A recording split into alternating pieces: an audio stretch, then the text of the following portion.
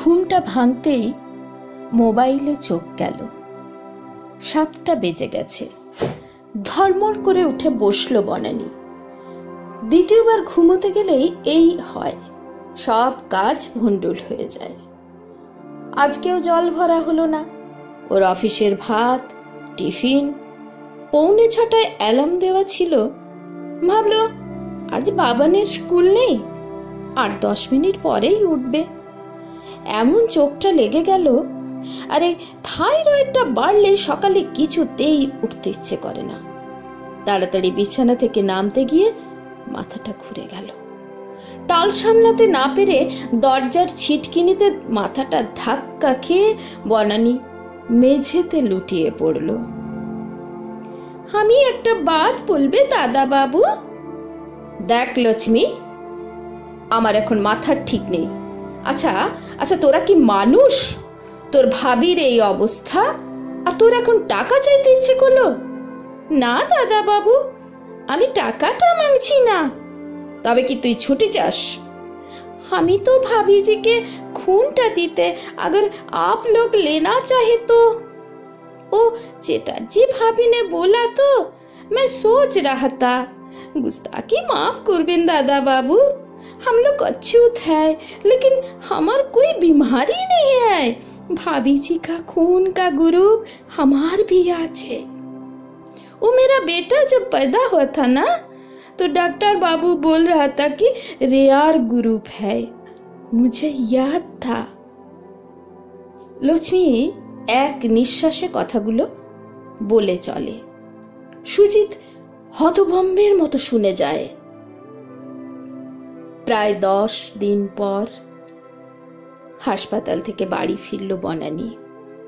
শুনেছে সেদিন ওর মাথা থেকে প্রচুর রক্তপাত হয়েছিল।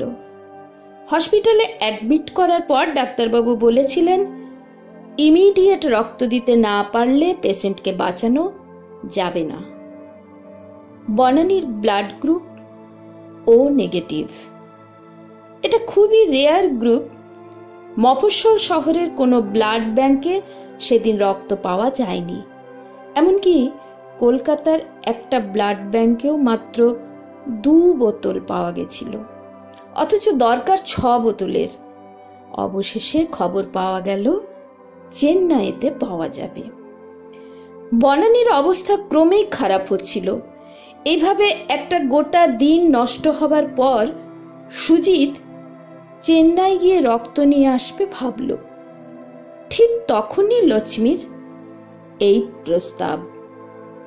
প্রথমে সুজিতের মনে অনেক দ্বিধা দ্বন্দ্ব ছিল। পরে ডাক্তারবাবু যখন বললেন রক্তের কোনো জাত হয় না সুজিত বাবু, আপনি যে চেন্নাইয়ের ব্লাড ব্যাংক থেকে রক্ত আনতেন সেটা কোন জাতের রক্ত দেখে নিয়ে আসতেন? আচ্ছা সুজিত বাবু, আপনার স্ত্রীর জীবনের থেকে কি জাতের মূল্য বেশি? বারান্দায় এসে দাঁড়ায় বনানী। লক্ষ্মী উঠোনের এক কোণে বসে চা জলখাবার খাচ্ছে।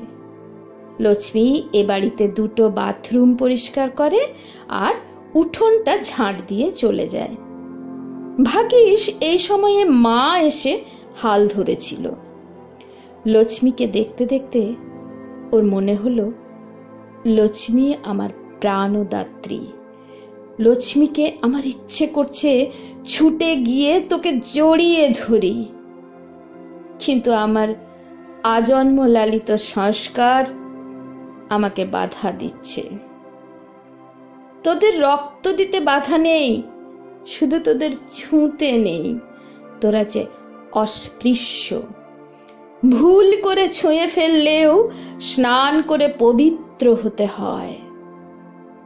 अब कैसा तबीयत है भाभी जी? লক্ষ্মীর ডাকে চমক ভাঙে বনানীর।